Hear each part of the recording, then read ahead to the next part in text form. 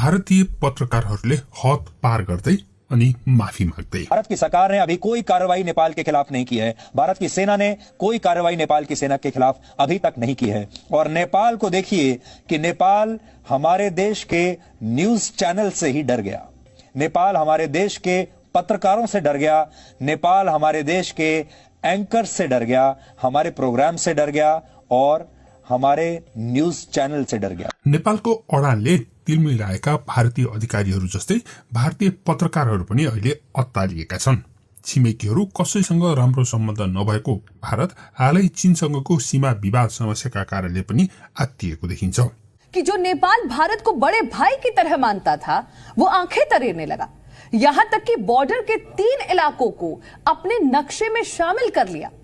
दरअसल इसके पीछे एक चीन का बड़ा खेल था और उसी खेल को पूरा करने के लिए एक विश्वकन्या चीन ने नेपाल भेजी। अनि नेपाललाई त सजिलै हेप्न सकिन्छ भन्ने भारतीय सोच अहिले गलत साबित भइरहेको छ।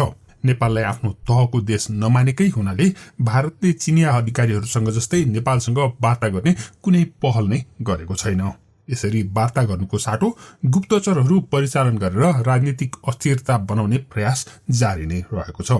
भारतले आफूले आफूलाई ठुल्दाई भएको सोचको कारणले दुःख पाउने त निश्चित नै रहेको छ। यसैबीच भारतीय न्यूज च्यानल जी न्यूजका प्रधान सम्पादक सुधीर चौधरीले नेपालमा भारतीय न्यूज च्यानलहरू बन्द गरिएपछि दिएको प्रतिक्रिया विवादास्पद भएपछि त्यसलाई मेटाउन बाध्य भएका छन्। जी च्यानल लगायत भारतीय टिभी च्यानलहरूले नेपालबारे तथ्यहीन सामग्रीहरू प्रसारण गरिरहेकोमा नेपालीहरूले विरोध गरिरहेका थिए। यी विरोधहरूको बाँध त्यो बेला फुट्यो जब एक च्यानलले प्रधानमन्त्री केपी शर्मा ओली र नेपालका लागि चिनिया राजदूत हो यान्ची बीच प्रेम सम्बन्ध रहेको भन्दै अनर्गल प्रचारबारी गर्न थाल्यो। ओली र यान्चीको बीचमा वार्तालाप भन्दै कपोल कल्पित र अनौठा भनाइहरू राख्दै भारतीय च्यानलमा प्रसारण भएका थिए। मिस्टर ओली, मुझे लगता है अब सही वक्त है आपको दुनिया में अपने वजूद को दिखाने का। इसकी शुरुआत भारत से की जानी चाहिए। भारत से कैसे? वहाँ हमारे अच्छे संबंध रहे हैं। अब खुलासा हो चुका है कि नेपाल का प्रधानमंत्री आखिर चीन के इशारे पर इतना क्यों नाच रहा है। दरअसल चीन के पास ओली के कुछ निजी पलों के फोटोज और वीडियोज हैं और इन्हीं फोटोज और वीडियोज के बल पर चीन लगातार ओली को अपने इशारे पर नचाता रहा है। त्यस लगतै नेपालमा विदेशी च्यानल वितरण गर्ने मल्टी सिस्टम अपरेटर एमएसओले बिहिबारदेखि दूरदर्शन बाहेक अरू सबै भारतीय न्यूज च्यानलहरूलाई नेपालमा प्रसारण बन्द गरिदिएको थियो। नेपालमा यसरी भारतीय न्यूज च्यानलहरू बन्द गरिए लगतै चौधरीले ट्विटरमा नेपालले भारतीय न्यूज च्यानल बन्द गरेको समाचार दिँदै नेपाल त भारतका न्यूज एङ्करहरूसँग पो डरायो, नेपाललाई हराउन सेनाको आवश्यकता नै परेन भन्ने भनाइ लेखेका थिए। उनको यो ट्विटको चौतर्फी आलोचना भएपछि उनले अन्ततः सो ट्विट हटाउन बाध्य भएका छन्।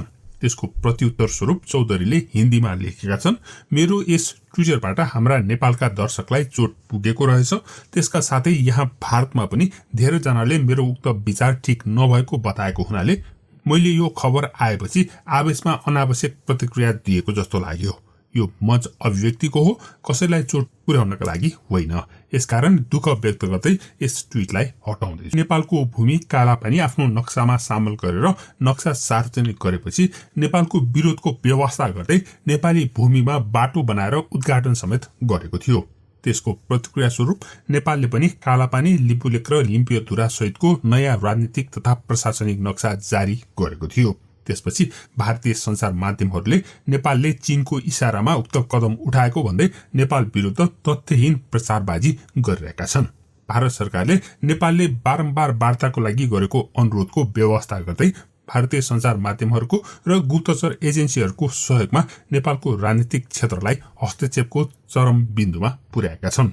भारतीय गुप्तचर एजेन्सीका उच्च स्तरीय अधिकारीहरू काठमाडौँमा बसेर नेपालको राजनीतिलाई भारतीय स्वार्थ अनुकूल बनाउने प्रयासमा लागिरहेका छन् र यो कुरा भारतीय सञ्चार माध्यमहरूले नै बताइरहेका छन्। यसैबीच चीनले पनि चिनिया राजदूतको प्रयोग गरेर नेपालको आन्तरिक मामलामा हस्तक्षेप गरिरहेको छ। यसरी नेपाल अहिले चीन र भारतको रणभूमि बनिरहेको छ। नेपाल सरकार लाचार भएर त्यसलाई झेलिरहेको छ। जी न्यूजका प्रधान सम्पादक सुधीर चौधरीले ट्वीट मेटाउनु अघि ओली र चिनिया राजदूतको बारेमा अनर्गल समाचार बनाउने भारतीय सञ्चार माध्यमले पनि माफी मागिसकेका छन्।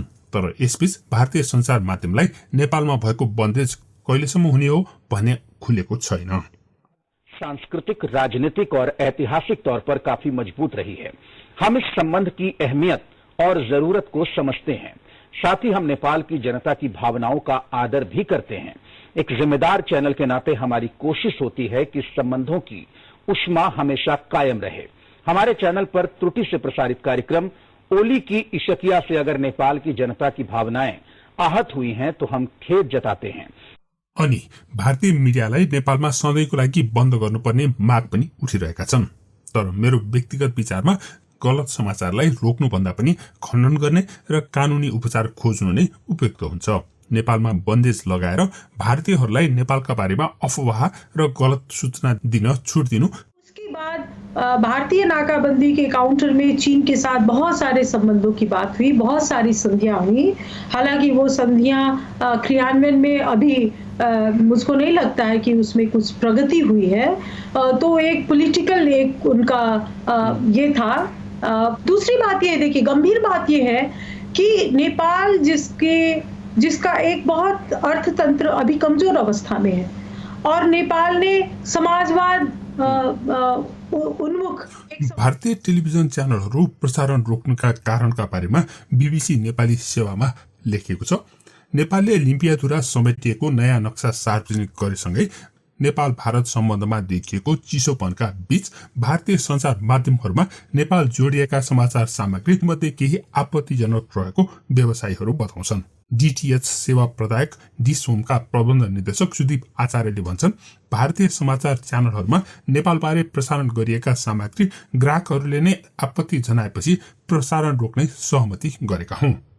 उनका अनुसार मनोमानी ढंगबाट तयार पारिएका सामग्रीबारे प्रदायकहरूले सांकेतिक रूपमा विरोध जनाएका हुन्।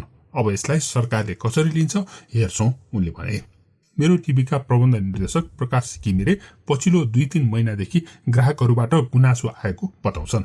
हाम्रो कार्यालयहरूमा तोडफोड नहोलान् भन्ने स्थिति रहेन, घिमिरे भन्छन्। अब कहिलेसम्म भारतीय च्यानलहरू बन्द गर्ने भन्ने बारेमा सञ्चालकहरूले कुनै निर्णय गरिन नसकेको बताएका छन्।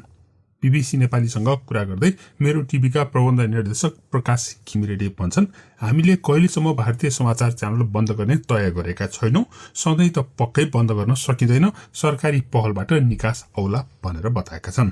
भारतीय च्यानलहरू मात्रै नभएर नेपालबाटै प्रसारण हुने च्यानलहरूले पनि त्यस्तै अपाच्य सामग्रीहरू प्रसारण गरेमा आफूहरूले त्यसमा पनि रोक लगाउनु पर्ने घिमिरेको भनाइ छ भनेर बीबीसीले लेखेको छ। त्यस्तै म्याक्स टिभीका अध्यक्ष दिनेश सुवेदीले यस विषयमा सरकारसँग छलफल गरेर त्यसैको आधारमा आवश्यक निर्णयमा पुग्ने बताएका छन् भनेर बीबीसीले लेखेको छ। भारतीय च्यानलका सामग्रीहरूका सम्बन्धमा नेपालले भारतीय विदेश मन्त्रालय समक्ष विरोध जनाइसकेको बताइएको छ।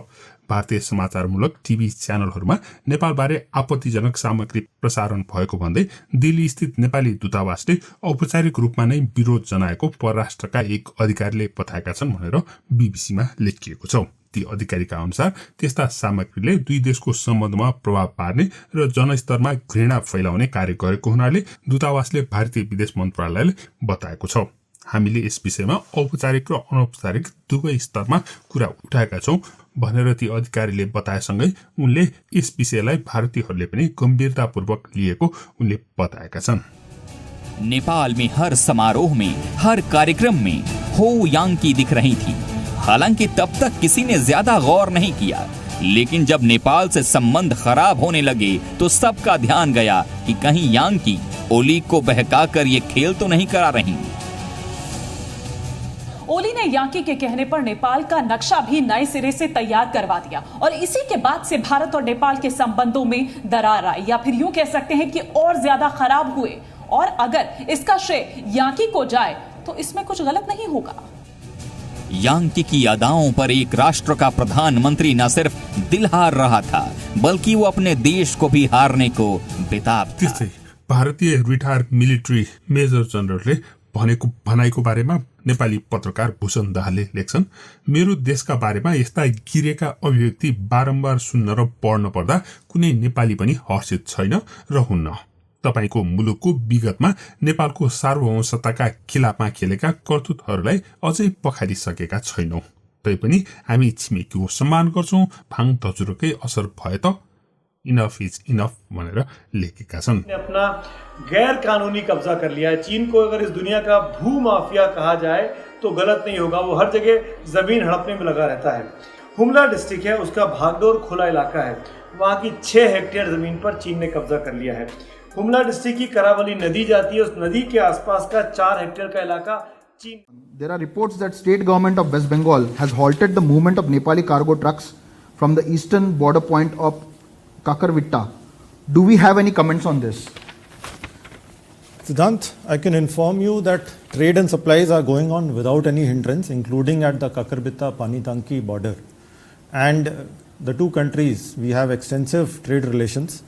Our bilateral trade is growing despite... सीमा विवाद वार्ता गरेर समाधान गर्न आतुर रहेको नेपालसँग वार्ता गर्नुको साटो भारतले अहिले पनि पेलेर नै अघि बढ्ने संकेत देखाएको छ। यसले समस्या झन जटिल हुने कुरामा कुनै दुविधा छैन। अहिले भारतीय मिडियाहरूले नेपाल चीन बीच भएका सीमा विवादका मुद्दाहरू उठाएर ध्यान अन्तै मोड्ने प्रयास गरिरहेका छन्। त्यस्तै नागरिकताको मामलामा विपक्षी नेपाली कांग्रेस सो विधेयक भारतसँग सम्बन्ध बिगार्नकै लागि ल्याएको भन्ने प्रतिक्रिया दिइरहेको छ। सरिता गिरीको पार्टी जनता समाजवादी पार्टीले त देशभर आन्दोलन गर्ने घोषणा नै गरिसकेको छ। यी सबै कुराले सन् 2015 को नाकाबन्दी फेरि फर्कने हो कि भन्ने लक्षण देखिएको छ। सन् 2015 मा नेपालले संविधान जारी गरेपछि भारतले राजेन्द्र महतो, उपेन्द्र यादव लगायतका मधेस केन्द्रित नेताहरूलाई संविधानको विरोध गर्न लगाएर बोर्डर बन्द गर्न लगाएका थिए। भारतले यसरी ती नेताहरूले बोर्डर बन्द गरेको हुनाले नाकाबन्दी भएको भनेर उनीहरूमाथि दोष थोपारेको थियो। अहिले पनि ती नेताहरूमा पूर्व प्रधानमन्त्री डाक्टर बाबुराम भट्टराई पनि थपिएका छन्। अहिले ती नेताहरूलाई नै परिचालन गरेर फेरि भारत र नेपाल बीचको बोर्डर बन्द भयो भने अनौठो नमान्ने हुन्छ। भारतले राजा त्रिभुवनको पालामा 2009 सालमा नेपालभित्र सैनिक तैनात गर्दा पनि नेपालको सरकारले ती सैनिकहरूलाई नेपाल आउन निमन्त्रणा गर्न लगाएका थिए। भारतले जे गर्छ देशभित्रका नेता परिचालन गरेर गर्छ। भारतले अरू सबै गर्छ, वार्ता मात्रै नगर्ने हो। हेर्दै जानुहोला। नेपालमा त अझ भारतीय सामग्री र बलिउड फिल्मलाई पनि बन्देज गर्नुपर्ने आवाज उठिरहेका छन्। के त्यस्तो गर्न सम्भव छ होला? बन्देज लगाउनु भन्दा कूटनीति र कानूनी उपचारले नै यस समस्याको समाधान खोज्नु अझ उपयुक्त हुन सक्छ। के बलिउड फिल्म र भारतीय सामग्रीहरू नेपालमा बन्देज गर्न सकिन्छ? यो बारेमा तपाईं के भन्नुहुन्छ? कृपया कमेन्ट गर्नुहोला। धन्यवाद। अहिले चर्चामा रहेका राजनीतिक परिदृश्यका कारण कतिपयमा राजनीतिक स्थिरता, स्थायित्व र स्थापित प्रणालीप्रति चिन्ता र संवेदनशीलता बढेको पनि पाइन्छ। म आश्वस्त पार्न चाहन्छु, आम नेपालीहरूबीच आपसी एकता बढाउन, संघीय लोकतान्त्रिक गणतन्त्रको रक्षा गर्न, राष्ट्रिय स्वाभिमान माथि उठाउन, देशको सार्वभौमसत्ता र भौगोलिक अखण्डता अक्षुण्ण राख्न मेरो तर्फबाट दृढ अडान र हदैसम्मको प्रयास जारी रहनेछ।